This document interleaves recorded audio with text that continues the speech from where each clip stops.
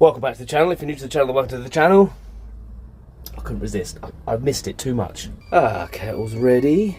Little tip for you. If you're ever using one of these, and the flame goes, oh, it's gone off, goes really low like that, but you can hear a bit of gas in there. If you just give it a good shake, there's a tiny bit of gas in there. It will come back to life, see? Just for a bit, and it will just get you through to get that kettle boiled. Another money-saving tip for you. So we're moving on this morning to another park up, much better park up, so I'm glad about that. It's all right here. It's close, it's for Tracy really, but I don't really, when I'm parked here, I don't really venture outside the van. I kind of stay in the van, so I get a little bit cabin fever. Cabin fever. I don't like staying in one place too long either, because you shouldn't really. You should try and move around. You don't want to be, you know, bringing attention to yourself. And this isn't stealthy at all, but there is quite a lot of other vans parked here, but you know, how long for? So thank you for your advice and stuff. People have been concerned for me a little bit. Why is that wobbling? Why are you wobbling like that? But don't be concerned, it's fine. As far as my work situation goes, February is always, and it always is, the worst month. Mainly because venues aren't booking, because people don't go out for February so much in January. January's usually alright because December's really good, because of New Year's Eve and all that, and you've got big paying gigs, lots of gigs through December because everyone's out, so venues are booking you and stuff like that. But through January and February, you're alright because you've got the funds from December. February you get there and you kind of get low on funds, and then it's like, but you never get a lot of gigs in February. And I've had to cancel a few because I've got some family stuff to deal with, and I'm going to have to go away, and it's going to be horrendous. But so I'm having to do that as well. So I've lost work there because I've had to cancel those bookings I've had. But we've had some bookings in. I've had some inquiries in. I'm waiting for a few to come back and confirm. We've had a wedding booking. The band's had a wedding booking in for the summer, which is a nice one. Actually, no, it's not a wedding. It's a wedding anniversary gig, which is a nice, good payer. The weddings and functions are usually the best ones. We'll try and get some more of those. So if anybody wants a really good band, then we are a really good band for your wedding, your anniversary, whatever. We will travel too, and we'll be competitive, you know, with the price. Get in touch. So I'm just getting the van ready, getting it in driving mode, which takes some time, usually. So yeah, so I'm just washing up, cleaning up, getting everything locked down, all the cupboards locked up and that stuff, so things don't go flying when you're driving around. You can never get a quick getaway in this van, never. And even to the point, and I've said this before about the security and stuff like that, if somebody wanted to steal this van, you can't start this van and drive it off. It's not a case of start up, here, see you later. You've got to wait, because it will just stall, you know.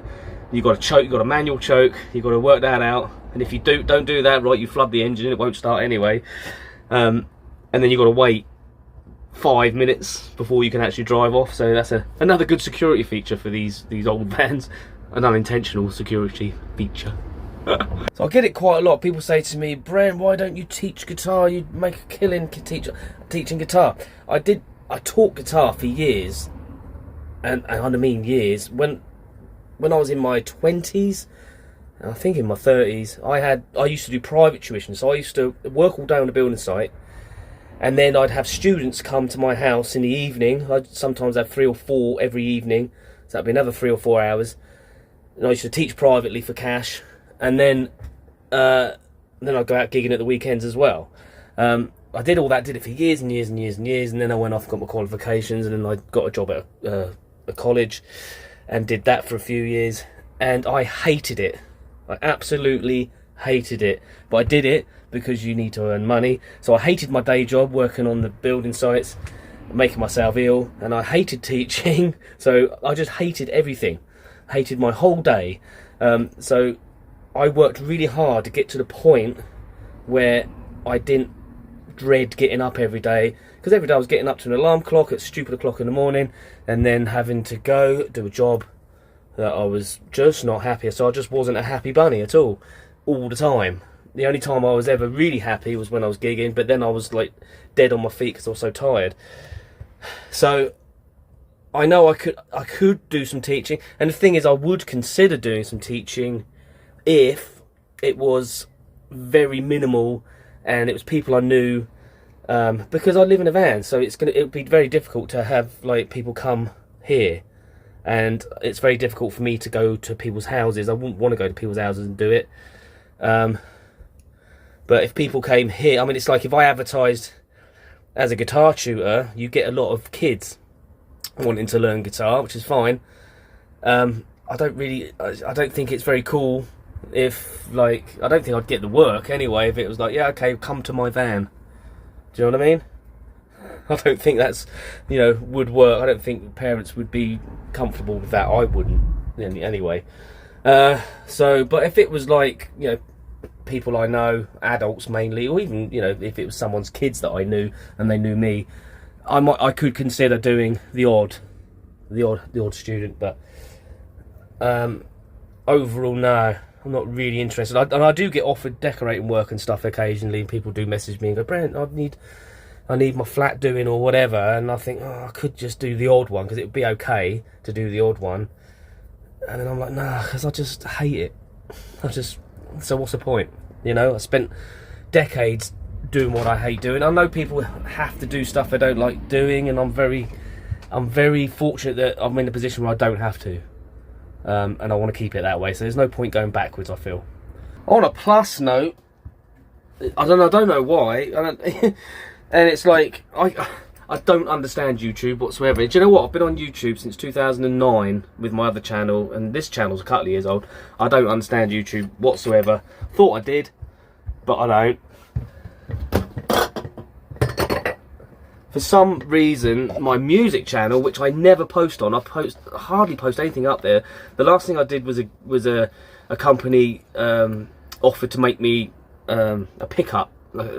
If you know what a pick guard is on a guitar, it's like my own design of guitar pickups called the Double Trouble, by Oripure, all handmade. It was lovely, you know, and I get to keep that, and I did a review of that. That was the last thing I put up, and that was ages ago.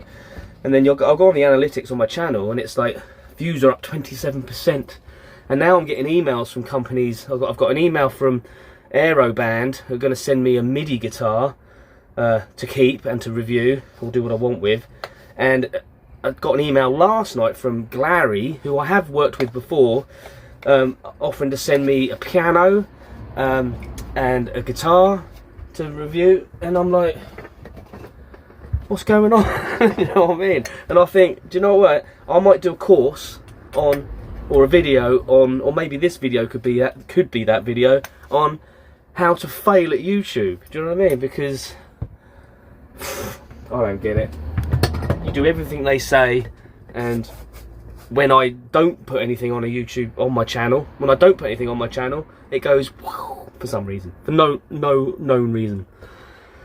I don't know. Anyway, back to what I was saying. I'm just washing up. I hope you don't mind. And I know I'll probably get some slack for saying that, you know, I refuse to do things I don't want to do and all of that, because people do have to do things they don't want to do on a daily to support their families and whatever. But I've done all that. My kids have grown up. They've got their own kids. We've got grandkids and stuff like that. And we do, you know, obviously, you know, spend time and money on the grandkids and stuff, as you do. But it's just me and the wife now. We don't even have the dog anymore, you know, bless her. So our responsibilities are very, very low now, even though we're still, you know, paying off debts and whatever else from a lifetime in a house. We, you know, we're not too, what's the word?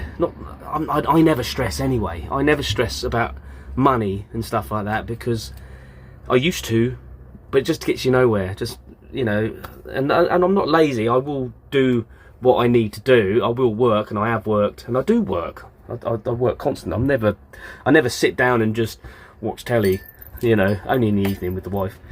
But I don't know what I'm trying to say. I'm just trying to say that van life has enabled me personally, not Tracy so much yet because she's still got her job, and I'm thankful for her for doing that, because that also helps me pursue what I want to pursue, if you know what I mean. So I can now be, and I have been a full-time musician for a long time, but I can not stress about it too much. I don't have to, like, I don't have to make sure I've got 12 gigs a month and blah blah blah. If I haven't got a gig, I haven't got a gig. We can survive, you know. Just if we was in a house, then it would be stress. Right, I've arrived at the next park up, which is great. Have a look. If you know, you know. Much better. I can open up the curtains and everything and get some natural light in here, which is lovely. I've actually got a banging headache now as well. I didn't sleep very well last night. I was having nightmares. Probably because of what's coming up this week. But anyway, can't talk about that. So I'm going to leave the video here. So I don't know what the point of this video was really. I was just waffling on, wasn't I? But hopefully you enjoyed it and you stayed to the end. If you did stay to the end, well done you. Anyway, I'm going to love you and leave you. God bless you. I'll see you in the next one.